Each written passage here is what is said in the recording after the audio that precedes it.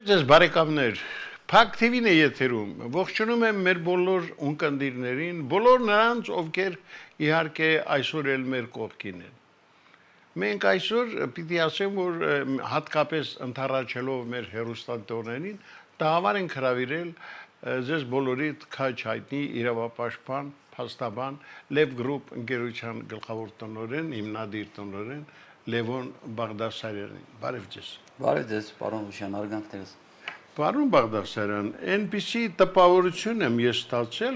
ոչ միայն ես, երևի մեր ունկնդիրների շատերը, որ ձեր գործունեությունը երկար տարիների մարդկանց մոտ առաջացրել է այսպիսի մի կարծիք, որ դուք չգիտես ինչու միշտ դեմ եք եղել տվյալ օրվա իշխանություններին, եւ դա իհարկե ես կարծում եմ ծուրըմբռնում է, որովհետեւ դուք ոչ մեկին դեմ չեք եղել, դուք ընդհակառակը եղել եք միշտ կողմ օրենքին, օրինականությանը։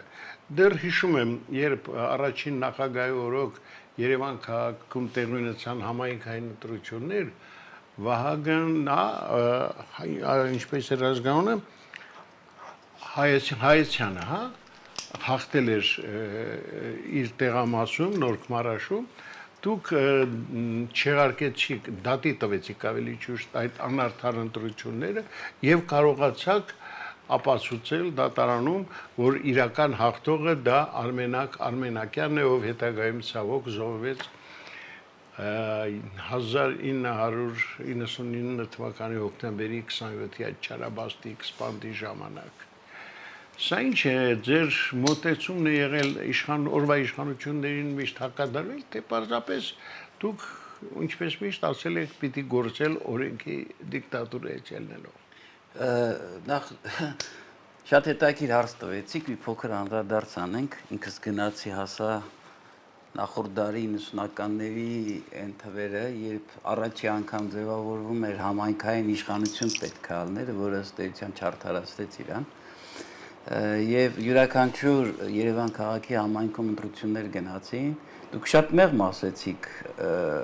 անօրինական կարծես ընտրվեց Հայեցյան Վահագը, մարդով ՀՇ-ի ղեկավարն էր Երևան քաղաքի, եւ այն ժամանակ քաղաքական որոշում էր կայացրել իշխանությունը, որ Երևան քաղաքում պետք է անցնեն բոլոր համայնքներում պետք է այսպես ասած ճակերտներով ընտրվեն ՀՇ-ականները եւ այն տոտալ խախտումները, որ եղավ, դա ընդհանրապես պետք էր ականատես լինել, երբ ծոցերից անում էին բյուլետենները, լցնում էին արկղերի մեջ, երբ Նորք Մարաշում Տեր-Հուսիկ Քահանա Լազարյանը, ով եւս ՀՇ-ական էր, արկղեր էր գողանում եւ նոր արկղեր էր բերում, պետք էր ընդհանրապես տեսնել։ Ես երիտասարդ էի ժամանակ եւ ինձ համար դա այսպես ասած ստրես էր եւ ես ոչ թե գնացի իշխանության դեմ, ըստ էության գնացի իշխանության դեմ, իհարկե դա եզակի դեպք էր, երբ վիճարկվեց այն ժամանակ բավական երիտասարդ իրավաբան։ Այո, երիտասարդ եւ իրականում ծանր տարավ, որ պետական շահը կարող են ստորադասել բացառապես կուսակցական շահը գլխավոր համարելով, բացարձակ ոչ ՀՇ-ի, ոչ Լևոն Տեր-Պետրոսյանի դեմ ոչինչ չեմ ունեցել, նաև հարգանքով եմ լցված հիմնադիր առաջին նախագահի նկատմամբ, բայց այն սիստեմը, այն բանը, որ տոտալ ձևով դրել էին խնդիր, որ պետք է իրանք անցնեն, եւ հավասար լինելով ինքս մոտ կանգնած այդ համայնքին եւ որոշեցի, որ պետք է վիճարկեմ։ Դա չլսված բաներ են տարիներին, ուղղակի ես անկեղծ լինեմ, բախտս բերեց նրանով, որ Նորք Մարաշ համայնքը 4 տեղամաս էր ընդամենը եւ բավականին հեշտ էր այդ խախտումները հանել։ Եվ դուրս եկան խախտումները, էլ կրկնակի քվեարկություններ, էլ արտասահմանում բնակվող անձանց անունի տակ ստորագրված քվեարկողներ, էլ մահացած քվեարկողներ եւ առաջին, այսպես ասած, թողներվի նախադեպ ընտրությունները անվավեր ճանաչելու, որ այնպես թիրախային խփեց, որ էլ ոչի բան չկարողանան անեն, հետեւյալն էր։ Այնքան էին լցել, որ 500 պլյուսով Հայեցյան Վահագը անցնում էր Արմենակյանին։ Ես ին վրա խնդիր դրեցի, որ 500 պլյուս 1 ձայն հատիկ պետք է ապացուցեն, որ 500 պլյուս 1 ձայն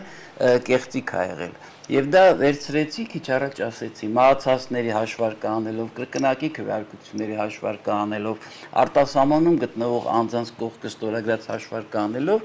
եւ նաեւ մոտ տասնյակի չափով նաև վկաներ հրավիրեցի, ովքեր ականատեսներ պատմեն ինչ ա եղել, եւ արդյունքում ունեցանք տարբերությունը Արմենակյան եւ Հայաստան Վահագի 500+1 էր պայմանական, մոտ 505 անհամապատասխանություն կեղծիք հանեցի եւ դատանին այլ բան չէր մնում։ Ես հիմա սա երկու բառով պատմեցի, բավականին ծանր ա գնացել, բավականին դաժան ա գնացել 90-ական թվականներին դուրս գալ, այսպես ասած, իշխանության քաղաքականության դեմ։ Այն նոր ընտրված։ Այո, բայց ստացվեց, իսկ դուք մեկ օրինակ բերեցիք, նաև մենք երկրորդ նախագահի օրոք Ամեքպլուսի հայտնի գործը։ Դուք ասեցիք։ Գիտեք, ես անկեղծ ասած չի հավատում, որ դուք կարող եք գործը շահեք, որտեղ ես լավ ճանաչում եմ, թե երկրորդ նախագահի տարբերություն առաջինի ավելի դաժան մոտեցումներ ունեն։ Այո, ճիշտ նկատեցիք, երկրորդ նախագահի օրոք այդ ամբողջ process-ի ընթացքում հարկային տեսչությունը նստել էր իմ փոքրիկ փաստաբանական գրասենյակներից, դուք դա էլ առանձին թեմա է։ Ամեքպլուսի գործներ, այստեղ մետաքիր արձանագրում անեմ։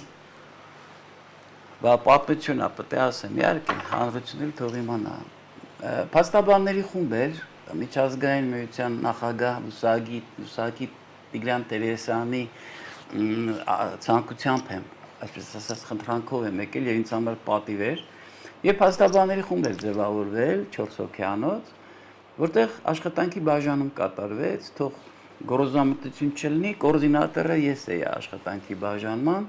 հա յուրաքանչյուր իր, այսպես ասած, լիազորություն ուներ դատարանում, թե ով երբ պետք է խոսի, ասենք, հայց ներկայացնել, ապացույցներ, հարցեր եւ այլն։ Եվ ով զարմանք, գնում եմ դատական նիստի, այդ փաստաբաններից ոչ մեկը չկար։ Այ ասում եք Քոչարյանի իշխանության օրոք աշխատել էին մարդկանց վրա եւ մարդիկ չէին եկել, բացի Տերեսյան Տիգրանից։ Եվ պատկերացրեք երիտասարդ փաստաբան Լևոն Բաղդասարյանի կարգավիճակը, երբ դալիճը լեփլեցին բավականին հնչեղ գործ ա եղել, ամենահնչեղ գործերից մեկն է, ես ասեմ, այս իշխանության Ամեքպլուսի գործը, երբ եթերազրկեցին իրականում Ամեքպլուսը, պարոն Ղուշյան, այն տարիներին պատիվ կբերեր ցանկացած պետության իր այդ գործառույթներով։ Ես մի օրինակ բերեմ, այն ժամանակ օգտագործում էի, ասենք հմեկը ցույց էր տալիս, թե ինչպես են թիմ գործարանը բացում Վանաձորի պայմանական 3-4 ամիս հետո Ամեքպլուսը ցույց էր տալի, թե ոնց է փակվում այդ գործարանը։ Այսինքն այդ պետության զարգացման բանը հենց դա է, էլի ասենք, որ պետքա ցնցի իշխանությանը, հանրությունը պետքա տեղեկացնի, իհարկե օբյեկտիվ ինֆորմացիա, ճիշտ ինֆորմացիա։ Իսկ ի պատիվ Ամեքպլուսի լավագույն TV-ն էր տարածաշրջանի, դա իմ կարծիքն է, թող սուբյեկտիվ չլինի։ Եվ պատկերացրեք, այդ օրը մնացի մենակ որպես իրավապաշտպան, բայց պատվով կարծում եմ դուրս եկա, բոլոր ինձ համար բացական հետևանքներով, առողջություն եւ այլն, ես այն ժամանակ ունեի նաեւ կորպորատիվ սպասարկում էի անում իրավաբանական անձանց, որոնցից մեկն էլ падգամավոր էր, այն ժամանակ թույլ են տալի падգամավոր երևարոտես բիզնեսմեն, եւ եկան իրանք, ասին կներես մենք չենք ուզում որ դու էլ սպասարկես, որովհետեւ Ամեքպլուս է սպասարկում, շեֆը ոչ դա թակավորը մեր կբարկանա մեր վրա։ Սա եղել իրականությունը։ Նույնը եղել է երրորդ նախագահի ժամանակ։ Նույնը եղել է հիմա պարոն Ղուշյան։ Հիմա խոսենք Մանվել Գրիգորյանի հետ կապված այդ դատավարության մասին, որի այդպիսի ելքին է նման ձևի, ոչ ոք չէր հավատում։ Բոլորը արդեն հաշտվել են այն մտքի, որ գեներալը գողավազակ է եւ նրան պիտի դատապարտել ամենավերջին այսպես վստահությամբ։ Նայեք, օրեր առաջ Մանվել Գրիգորյանի 70-ամյակներ, եթե նման հարց կունենաք, ես կպատմեմ Մանվել Գրիգորյանի գործով, բայց նաև այս իշխանության օրոք մենք ունենք նաև Վարդան Ղուկասյան եւ գործունեությունը։ Հա, կարճ ասեմ, որ այո, այս իշխանության ժամանակ եւս եղել են այդ կարգի եւ գիտեք իմ խնդիրը ոչ թե եղել է որ այս իշխանության դեմ դուրս գամ, իմ խնդիրը եղել է որպեսզի իշխանությունը գիտակցի հասկանա, որ դառնալով իշխանավոր ինքը չպետք է դառնա բռնակալ։ Ինքը լավագույն դեպքում որպես տիրակալ պետք է փորձի հասկանա իր իշխանության շրջանակում արդյոք արդար է պայմանական Ամեքպլուսը եթերազրկել։ Արդյոք արդար է անկախ նրանից անձ ինչ հանցագործություն է կատարել անմեղության կանխավարկածը խախտել եւ որոշում կայացնել, որ գեներալ Մանվելը պետքա Բերդից դուրս չգա, քանի որ Տուշոնկա է գողացել եւ հելնել հայտարարել։ Արդյոք արդարա, որ պայմանավորված Վարդան Ղուկասյանով Հայաստանում գտնվող եւ մնացյալ կուսակցության անդամներին տոտալ խոշտանգում պետք է անեն։ Բայց մենք ինչով ենք տարբերվում, ասենք Աֆրիկայում գտնվող այն ցեղերից, ովքեր երբ իրանց մազոլը տրորում են, վեր են կենում եւ այդ մարդուն ուտում են, խոսք եմ ասում։ Իմ ցանկությունը դա է եղել եւ ես միշտ բարձրաձայնել եմ։ Իրավապաշտպանը նա չի, որ գնում պաշտպանում այն մարդուն, ում որ սիրում է կամ չի սիրում, ով կամ լավ մարդ է, կամ իշխանության քիմքին, ասենք հարիրա թե հարիր չի։ Իրավապաշտպանը նա է, որ նա չի պաշտպանում այդ մարդուն։ Նա պաշտպանում է այդ մարդուց իր նկատմամբ ներկայացրած մեղադրանքից եւ մեղադրանքի շուրջը իրականացվող անարդարություններից։ Թեպետ այսքանը։ Չէ, դե գիտեք, մենք շատ թռուցիկ հիշատակեցինք Վարդան Ղուկասյանին, բայց այսօր մեր ունկնդիրներից ճնշող մեծամասնությունը հետաքրքրում է այն հարցը, թե ինչ իրավիճակ է Վարդան Ղուկասյանի այս անհիմն դատավորության հետ կապված զարգացումներում։ Ի վերջո մենք նրան տեսնելու ենք մոտ ապագայում ազատության մեջ, ինչ նոր բան կարող եք ասել։ Շատ լավ, պարոն Ղուկասյան, եթե դեմ չեք, ես երկու բառ Մանվել Գրիգորյանի պահով եմ ուզում խոսեմ, որովհետև օրեր առաջ 70-ամյակներ ես իրոք ուզում եմ անդրադառնամ։ Գիտեք, Մանվել իրականում այս 8 տարիների ընթացքում ամենածանր, ամենահնչեղ գործը, բավական հնչեղ գործեր են եղել, դա եղել է Մանվել Գրիգորյանի գործը։ Հիմա կասեմ, թե ինչու։ Նախ ուզում եմ արձանագրեմ, որ այս 30 տարիների ընթացքում մեր հանրության մեջ ի հայտ եկան մարդիկ, ովքեր ունեին մեղմ ասած արտոնություններ։ Եվ անունները բազմաթիվ են, ես չի որ պետքա տամ, տարբեր անուններ, այդ դրանց մեջ է եղել նաև Մանվել Գրիգորյանը։ Գիտեք, որը շատ բացասական է ասոցացվել հանրության կողմից։ Ընդհանուր նաև չափազանցված բաներ էին պատմում, ընդհանուր նաև բաներ էին պատմում, որ իրականություն էր։ Ես դրանում ոչ թե մեղադրում եմ այն անձանց, ովքեր դառան, այսպես ասած, թողների բդեշխներ իրենց տարածաշրջաններում, Արմավիրում, Սյունիքում, չգիտեմ, Վայոց-Ձորում եւ այլն, Երևանում ինչու՞ չէ։ Հա, այլ ես մեղադրում եմ տվյալ իշխանությանը, ով ինքը հող նախապատրաստեց, ով ինքը դրեց խաղի կանոններ, ով ինքը դրեց անարդար գործառույթներ, արտոնություններ եւ արդյունքում մենք ունեցանք այն ինչ որ ունեցանք։ Այո, այդ հարցության վրա Մանվել Գրիգորյանը իրավամբ ասոցացվել է բացական։ Կրկնում եմ, դրա կրող եւ պատասխանատուն տվյալ իշխանությունն է։ Ինչ վերաբերում է Մանվել Գրիգորյանի գործին, ապա իրականության մեջ կատարվեց հետեւյալը։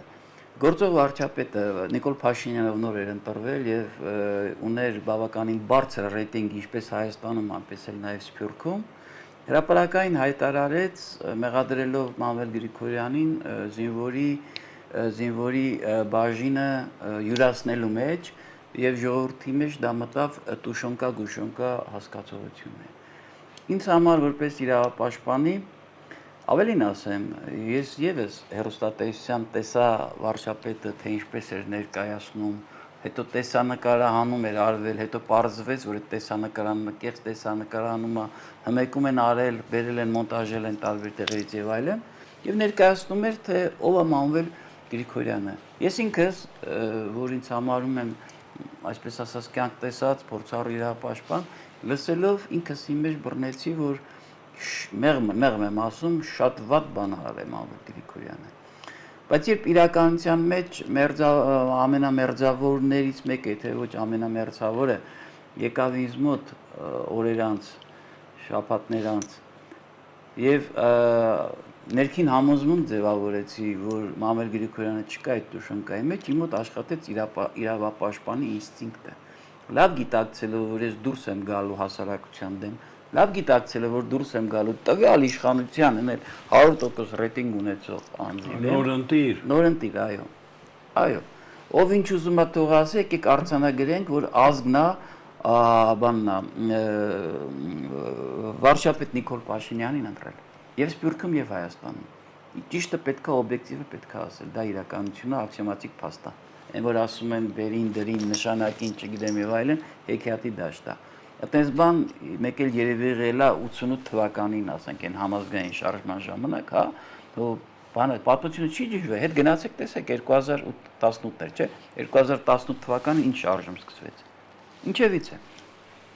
Եվ առաջի ոչ միայն իրավապաշտպանը առաջինն է եղել, որ հրապարակային հայտարարել է, որ դա ինչով ես դու տարբերվում նախկին իշխանավորներից։ Սամեղության կանխավարկածը խես խախտում։ Մեղավոր է մարդը։ Ամենավերջի բանով տարդատի, բայց դու հելնում ես եւ հայտարարում ես, որ անձը Տուշոնկա, այսպես ասած, զինվորի փայաբաժինա գողացել առանց հիմքեր եւ առավել եւս դու ուղղորդում ես արդեն նախաքննության մարմին, հա, ինչի համար։ Այ ես այդ համարձակությունից է Պարոմոշյան եւ վերկացա հայտարարեցի։ Չէ, շատ է զարմացան ձեր այդ հայտարարությունը։ Դե հիմա նայեք այդ առաջի ամիսներին ամբողջ համացանցը ինձ ասում էր բանը Տուշոնկայի փաստաբան, թե ինչ չգիտեմ, ոչ եմ ես կարգի, այդ մեղմ եմ ասում, հայանքներ էլ եղել, բայց հիմա եկեք դուրս գանք քայլենք, տեսեք քանի օք են մոտիկանում եւ ասում են շնորհակալություն ձեզ, որ դուք գեներալի շահերը պաշտպանեցիք։ Հասկանում եք,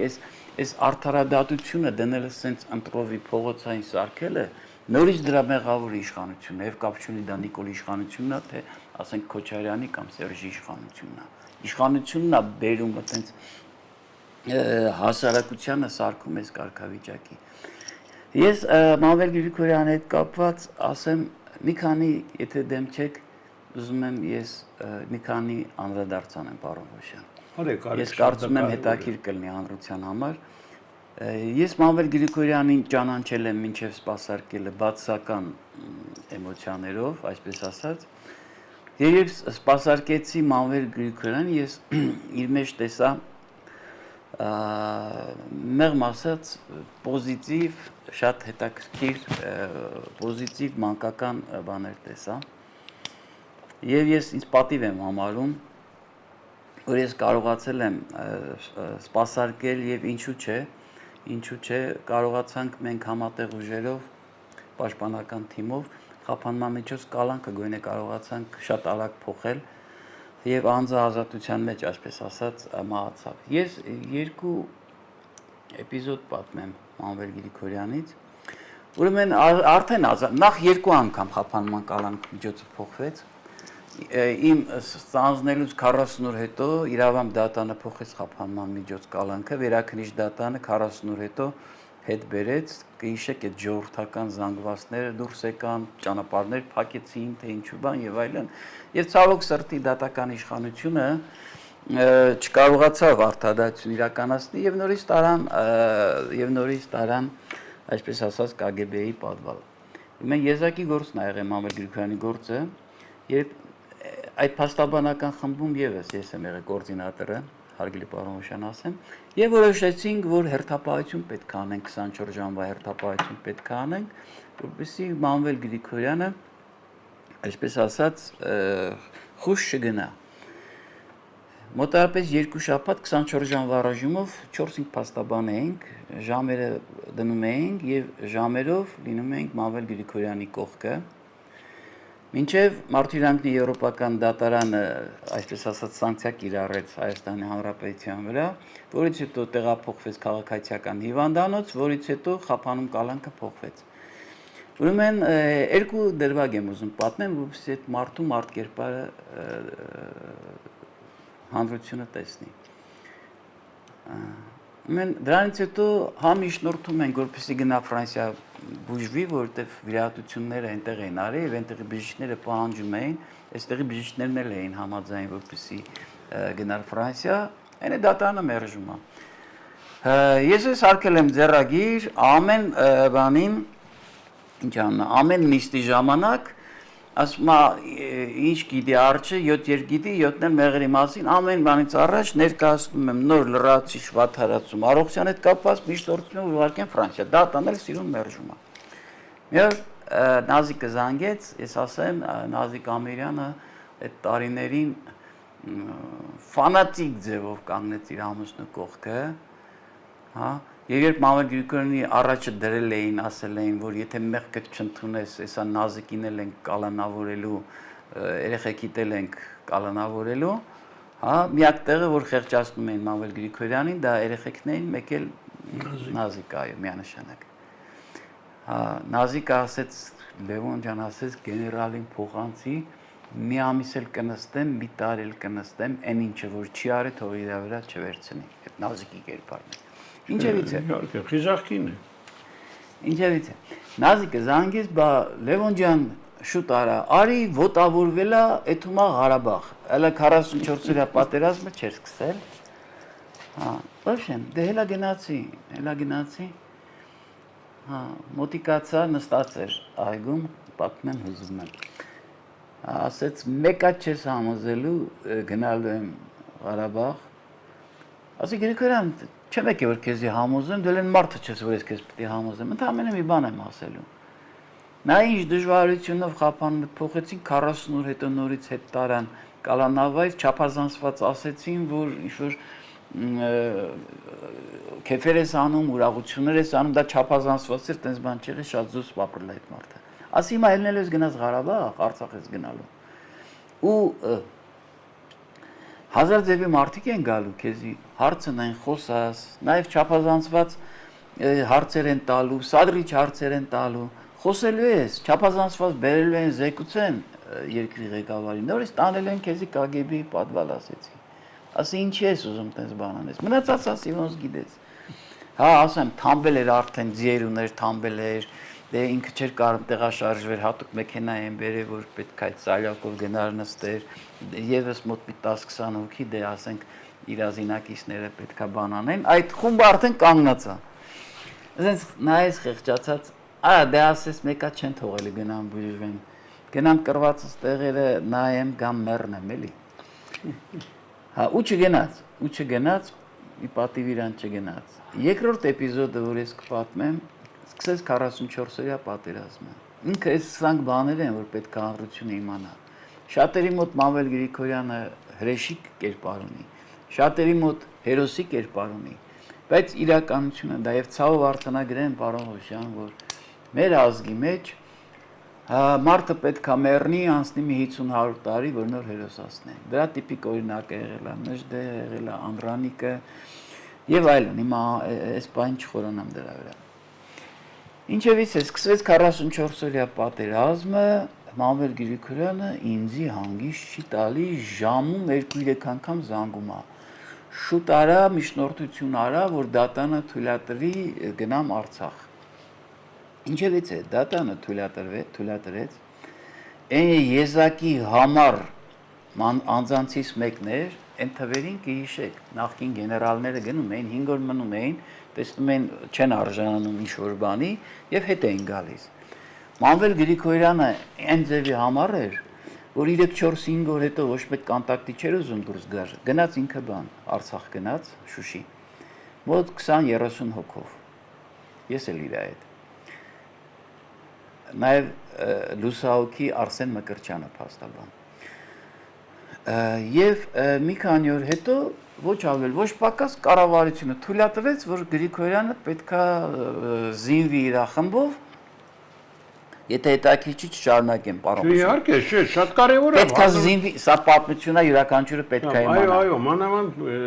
Անձով սալյակով էր տեղափոխվում եւ օրը 5-6 անգամ բժշկական միջամտություններ, ես հիմա կասեմ, հետո ես իրան ինչ կերպարով տեսա։ Ուրեմն թույլատրեցին, որպեսզի Արցախում նա մնա, զենք տվեցին եւ 30-40 հոգյանոց խումբը 5 օր հետո դարձավ մոտ 400-500 հոգյանոց։ Առաջի անգամ, որ գնացինք Շուշիում էր ինքը նստավայր այնտեղ էր, իրականում Շուշին շատ տխուր տպավորություն թողեց, դե պատերազմ էր, ոբշեմ եւ այլն։ Շատ մռայլ։ Հաջորդ ուրբաթ օրը, որ ես գնացի, ես տեսա Շուշիում արդեն պտտվում են զինվորական մեքենաներ, Մամել Գրիգորյանի մեքենաները հերթապահություն էին անում, պարոն Հոշյան ջան։ Ես տեսա արդեն ոնց որ զինվորական քաղաք, որտեղ մարդիկ ապրում են զինվորական կյանքով։ Տարբերությունը հարյուրաշրջան էր։ Շարունակությունը լսեք։ Այդ ընթացքում գեներալի զինվորները նկատում են, որ Շուշի քաղաքում ինչ-որ տարօրինակ մարդիկ են քայլում, շատ տարօրինակ ձևով sense նայում են շենքերին, նայում են, հետո հանում են մի հատ բլոկնոտ ինչ-որ բան են գրում, ասենք, հա, եւ ձերբակալում են, պարզում է, որ դրանք հայերեն խոսացող ադրբեջանցիներ են, ովքեր գալիս են քաղաք եւ sense տեսնում են, ման են գալի, տեսնում են, որ շենքի բալկոնչիկում, պատշգամբում լվացք է փռած, որ շենքում լույս է վառում, ֆիքսում են այդ շենքերը եւ գիշերը, այսպես ասած, թշնամին, ոսոխը ռմբակոծում է հենց այդ ֆիքսած շենքերը։ Առաջի բանը, որ բացահայտում է Մանվել Գրիգորյանը, դա է, ասեմ ավելին, այդ ժամանակ նաեւ հատուկ շնորհակալություն ստացավ ազգային անվտանգության ծառայության կողմից, քանի որ իրոք բացահայտել են, այսպես ասած, այդ խումբը։ Երկրորդը, որ կուզեմ պատմեմ, որ երևի առաջի անգամ հրապարակային հնչում։ Ուրեմն ադրբեջանցիները գրավում են հայկական մի գյուղ, այնքանով որքանով թողներվի բառը ճիշտ եմ ասում, զորք բարդակ է եղել, որտեղ ոչ հրամանատար է եղել, ոչ կապի միջոց է եղել, ոչ էլ տեղանքն է իմացել զինվորը։ Զինվորներից 5-6 հոգի, որոնցից մեկը վիրավոր, ոտքից վիրավոր, փախնում մտնում են մի հատ հայկական տուն, դե կապ չկա, հրամանատար չկա։ Երեխեքից մեկը բջջայինով կարողանում է դուրս գա իր հարազատի բջջային, Արարատից թե Արտաշատից էին, չեմ հիշում։ Ասում է, «Էս ինչ տեղն եք, չենք կարող կապի դուրս գանք հրամանատարության հետ, կապ տվեք հրամանատարության, ասեք, էս ինչ գյուղում, էս ինչ տանն են, թող գան մեզից տեից հանեն»։ Այդ մարդը դուրս է գալի Մանվել Գրիգորյանի զինվորի վրա, Մանվել Գրիգորյանի զինվորը դուրս է գալի Մանվել Գրիգորյանի վրա, Մանվել Գրիգորյանը այդ հեռախոսի համարը ժամը զանգը տալիս է ԱԱՑ-ին, ֆիքսում է տեղանքը եւ այլն։ Եվ ես ու գեներալը նստած ենք։ Գեներալը զանգում է Արցախի նախագահին։ Այո։ Արցախի նախագահը հեռախոսը չի վերցնում, զանգում է օգնականին, կարծես անունը Հյուսնուց, կարող է սխալվեմ։ Ասում է երկու հատ որսորդ տուր, որ տեղանքը գիտեն։ Մեր զինվորները այս ինչ գյուղում են, գնամ իրան զինվորներից ուղարկեմ, որպեսզի իրանց բերեն։ Բան ասում է, այսա բան անեմ, զեկուցեմ նախագահին, հա։ Ու Գրիգորյանը քանի որ լավ չէր լսում, միշտ միկրոֆոնով էր խոսում, անձամբ եմ լսել էլի։ Դրանից հետո անցնում է 5 րոպե, այս բանը Գրիգորյանը էլի ուզում է զանգի, ախպեր ասում եմ, հո բան չի սպասի, մի 10 րոպե սպասի, 15 րոպե սպասի, վերջնաշոր նախագահին պիտի զեկուցի, բան։ Զանգում է նորից բանին Արցախի նախագահը նորից չի վեկալում, զանգում է Հյուսնուցին, ասում է բանը, հա ինչ եղավ։ Ասում է նախագահը, ասում է պետք չի։ Ոնց թե պետք չի ասեց։ Նախագահին ասա, եթե կես ժամ հետո այդ որսորդները չեկան, ես իմ մարդկանց եմ ուղարկելու, ու Աստվածս չանի, եթե հանկարծ իմ մարդկանց հետ մի բան եղավ, Կորան եւ այլն, ու մայր է հայոյում, իմ ներկայությամբ։ 5 րոպե հետո հետազանգում Արցախի նախագահան։ Բա պարոն գեներալ, թե ինչ չգիտեմ, կարևոր չի։ Մեր ռազմետկեն ճշտել է, որը թե թուրքը մտել է, անիմաստ է մտնել է, քանի որ գնալու ենք գերի ընկնենք։ Ասեց, եթե չգա, քո մարդը չգա, ես եմ ուղարկելու ու նորից հայեց, այն հայյանքը տվեց, ինչ որ տվել էր օգնականին, որ փոխանցել։ Պարոն Ղուշյան, երևի 10-15 րոպե հետո երկու հոգի եկան, ասին տեղանքը լավ գիտենք, այդ որսորդներին դրեց իր զինվորների հետ,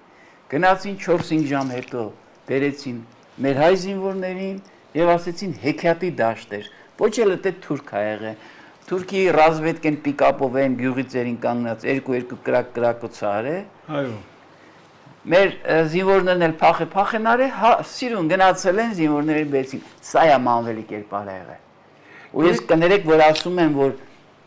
Մանվելը Թուրքին վազել սովորեցրեց առաջի Արցախա մարտի տարիներին եւ երկրորդին լողալ կսովորացներ, եթե ինքը Իվան չլներ։ Սա է իրականությունը եղել։ Եվ կներեք ամփոփեմ միտքս, շնորհավորում եմ ես այդ մեծատար մարդուն ով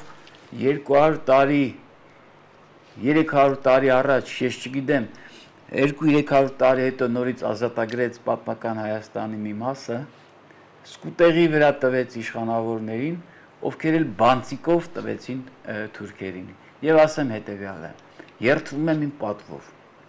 եթե Մամել Գրիգորյանը չհիվանդանար նա հիվանդացավ գիտակցությունը կորցրեց կորոնայով հիվանդացավ գիտակցությունը կորցրեց եթե նա գիտակցությունը չկորցներ նա մնալու էր Շուշիում եւ Շուշիում էլ զոհվելու էր Շատ ցավալի է իհարկե որ այդպեսի վախճան ունեցա որտեղ իրոք հերոս էր Արցախյան գոյամարտի հերոսներից մեկն էր Պարոն Բաղդասարյան ես ասեմ որ ներկա իշխանություններն էլ մի տեսակ սկսեցին ձեր մասին ինչ-որ տոներով խոսալ մասնավորապես հիշում եմ ազգային ժողովի նախագահը ասեց որ թեւի ժամացույց այսպես այնպես այդ մագդիրները որ նրանք սկսեցին սա ինչ է էլ խոսալու բան չկա թե Չգիտեմ, ինչպես կարելի է դա բացատրել, միգուցե դուք այդ հարցին Ես անկեղծ շատերից այլ բաներ էի լսել, հիմա ես կպատմեմ դրա մասին, բայց որ ազգային ժողովի նախագահը թևի ժամացույցը, թևի սովորական անսովոր ժամացույց Հասկանալի է, մատանին էլ քրեական աշխարհը ինչ որ հիշեցնող sense բաներ էին տարածում մտել Հա, դուք էլ եք լսել երևի Հա, դե լսել եմ, դրա համար ես ասում եմ, նորմալ Ուրեմն յուրաքանչյուր թող իմանա, որ ես 2001 թվականից իրավապաշտպան գործունեության եմ իրավապաշտպան գործունեության պետական գործ չեմ ունեցել, ունեմ բավականին մեծ շրջապատ, նաև հաչում էին, տարբեր բաներ էին հաչում տղայիս հարսանիքի հետ կապված, երրորդ նախագահն ա եկել, ոչեմ եւ այլն, այսօրվա վարչապետն ա եղել, հեքիաթի դաշտա, կամ անկախ ամեն ինչից, իմ տղայի հարսանիքին նաև եղել են եւ Ամերիկայից, եւ Ռուսաստանից, եղել են սենատորներ, եղել են նահանգապետեր Եվ այո, դա իմ շրջապատն է, իմ գործունեության արդյունքն է։ Ինչ վերաբերում է քրեական ենթամշակույթին կամ թանկարժեք, ասենք, ժամացույցներին, ես ասեմ հետևյալը։ Անձանց մոտ միգուցե նորմալ է, Մարդու իրավունքի եվրոպական դատարանը եւս նախադեպ ունի, ասում է, որքան անունը պայմանական շատ է հանրությանը, դու պատրաստ պետք է առնես բազմաթիվ քննադատությունները այդ թվում նաև ուռճացված։ Մատանին, որի մատին դրած է, մարդիկ պետք է պատմություն կարդան, պատմություն իմանան։ Սա, այո, քրեական ենթամշակույթը վերցրել է այս սիմվոլը, սարքել է իրանց սիմվոլը, իրանց նակոլկաների, բաների տեսքով։ Բայց սա Հայաստանի սիմվոլն է, սա արևն է։ Եվ մեր նախընտրականի ժամանակ, որ ասում ենք արևային Հայաստան ենք երազում, այդ աստվածային Հայաստանն ենք մենք ցանկացել ծրագրով դրել։ Եվ մարդիկ թող իմանան, որ ինչպես մեր եղբայր Եզդի համայնքը, ինչպես քրեական ենթամշակույթ կրող անձինք, հեղինակությունները, ովքեր ընդունել են այս սիմվոլը եղել է Հայաստանի Հանրապետության, Հայաստանի հայկական պետության, հզոր հայկական պետության սիմվոլը, արևը, աստվածը եւ յուրաքանչյուրը թող իմանա, որ բանա Աստծով, եթե մենք ոչ թե նորից գանք իշխանության, մեր սիմվոլը լինելու է արևը։ Հիմա ուզում են ասեն քրեական ենթամշակույթը, ինչ ուզում են ասեն, դա ինձ բացարձակ, այսպես ասած, չի հետաքրքրում եւ պարոն Ղուշյան, մենք խոսեցինք երկու բառով ասեցի, որ մեր նախընտրական ծրագրում արևային Հայաստանն է, այո, ի տարբերություն ազգային ժողով անցած նախկինների եւ ներկայի, այսպես ասած, հա, մենք մտանք լրիվ բաց ձևով, ազնիվ ձևով եւ հայտարարեցինք օրենքի դիկտատուրա։ Հիմա էլ եմ հայտարարում գալի օրը եւ հանրությունը գիտակցել է, որ առանց սանիտարական մաքրման մոռացեք որ մենք կարող ենք առաջ գնալ եւ բացառապես միասնական ուժերով պետք է առաջ գնալ։ Ես ասեմ, որ ժամանակն է խոսենք Վարդան Ղուկասյանի մասին, երբ ենք նրան տեսնելու, շատերը ասում են ինչ եք մոռացել Վարդան Ղուկասյանին, երբեր չեք տրամադրում։ Վարդան Ղուկասյանն այն անձը չի, որ պետք է մոռացվի, Վարդան Ղուկասյանն իր առողջության հաշվին այս տարիների ընթացքում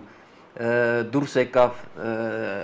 տարբեր կլանների դեմ տարբեր պետական լիազոր մարմինների դեմ հանուն քաղաքացու, որտեղ քաղաքացու իրավունքը խախտված էր Վարդան Ղուկասյանը կներեք անմեղսունակ չէր, որ պետք է հելնի, ասենք մի մարդով նաև ունի որոշակի հարգանք, շրջապատ եւ այլն, անուն օլիգարխ կդնենք, անունը պաշտոնյա կդնենք, ելնի հայ։ Ինչ էր անում Վարդան Ղուկասյանը։ Տասնյակներով, հարներով մարդիկ դիմում էին, ասում են, «Էս ինչ հարթության վրա մենք խնդիր ունենք, տասնյակ տարիներ դիմել ենք պետական մարմնին ոչ մի բան չեն անում, դատան ոչ մի բան չի անում»։ Վարդան Ղուկասյանը դուրս էր գալիս չինովնիկի վրա, ասում էր, «Քեզ ժամկետ եմ տալի, այսքան օրում արա»։ Չէր անում, իհարկե խոսույթը բավականին մեղմ եմ ասում, կոպիտ կոշտ խոսույթով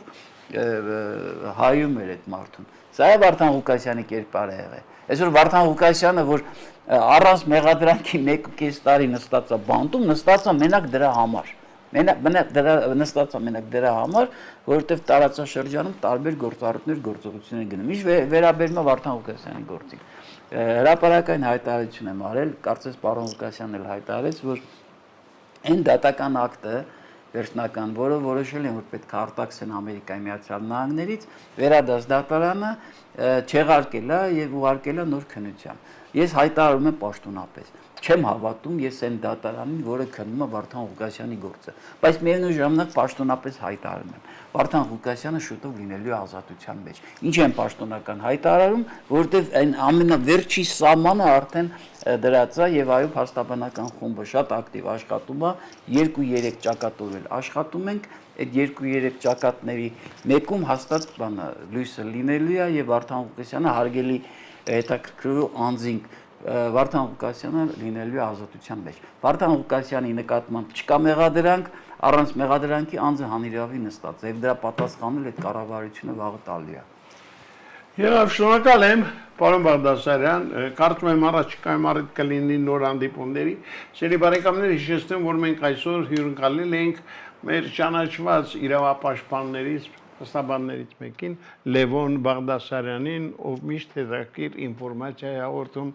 մեր օրերում կատարվող կարևոր իրադարձությունների մասին։ Այսօր այսքանը, ցտեսություն։